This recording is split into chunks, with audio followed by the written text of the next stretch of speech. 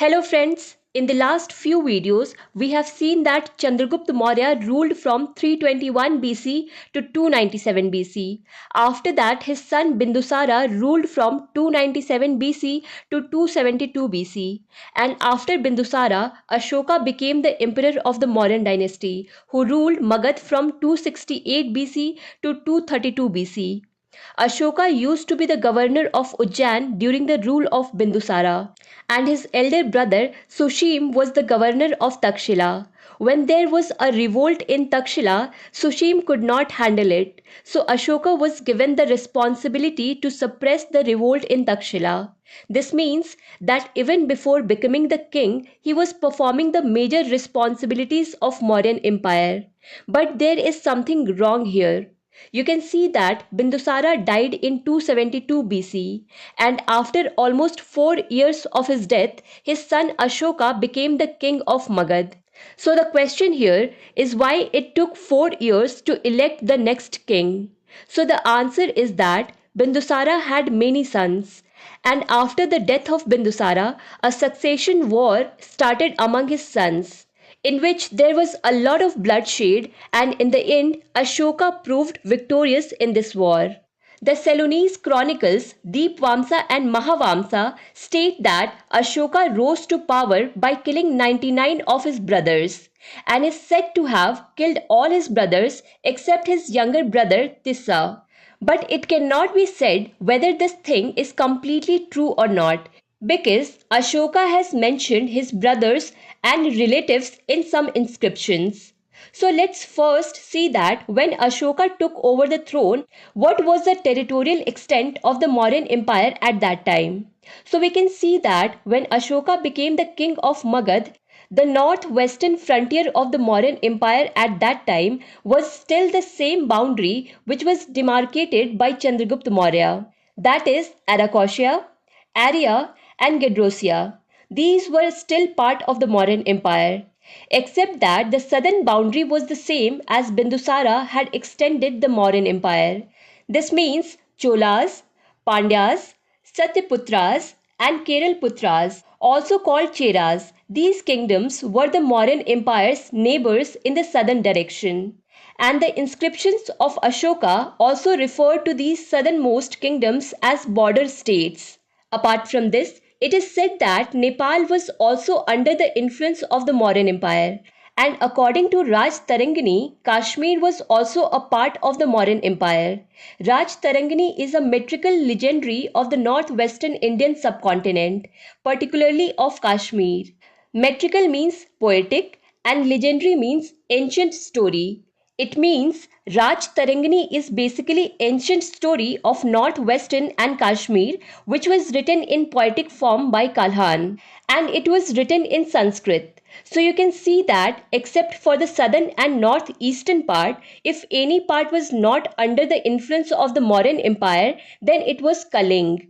Culling was a very powerful state, and the only war that was fought during Ashoka's rule was against Culling. This war was fought after 8 years of Ashoka's becoming the king, that is in 260 BC, and Ashoka was victorious in this war. But it is said that there was a large scale massacre in this war, due to which Ashoka had a change of heart, and after this war, he adopted Buddhism under the influence of Buddhist monk Upgupta. Upgupta is also known as Mogliput Tissa. But some scholars believe that Ashoka did not convert to Buddhism immediately. His conversion was gradual and not immediate. That is, he first became the Sakya Upasak, that is Sakya worshipper, which means he first became the lay disciple. And after a few years, he became a bhikshu, that is, he became a Buddhist monk. Buddhism had a profound effect on Ashoka. After adopting Buddhism, he had given up hunting, and at the same time he had become a believer of non-violence. He had now abandoned the policy of physical occupation and physical conquest, and started visiting places associated with the life of Buddha. Apart from this, he sent his missions to spread Buddhism in other countries. One of these missions he sent to Sri Lanka, where he sent his son Mahendra and his daughter Sanghmitra to spread Buddhism. Along with this, He also developed the policy of Dhamma.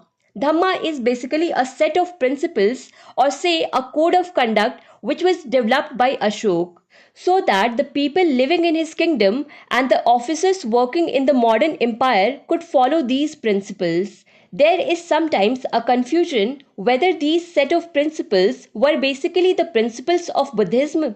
So the answer is no. Ashoka's policy of Dhamma may have been influenced by Hinduism or Buddhism, but these were not exactly religious principles. These were some of the principles through which the people living in the state could live a better life, could live with each other in love. It was not a new religious or new political philosophy. It was believed that Ashoka's policy of Dhamma was his own invention. So let's see what Ashoka's policy of Dhamma was after all. So we can explain Ashoka's policy of Dhamma in 7 points. Point number 1, service to father and mother, that is, taking care of your parents. Ahimsa, that is, following non violence, giving respect to your teachers, keeping good behavior with your relatives. This was one of the idols of Dhamma. Apart from this, prohibiting the sacrifice of animals, avoiding festive gatherings, expensive and meaningless ceremonies and rituals was also one of the idols of Dhamma. Apart from this, one of the main objectives of Ashoka's policy of Dhamma was also to establish a welfare state through efficient organization of administration and through system of Dhamma Yatras.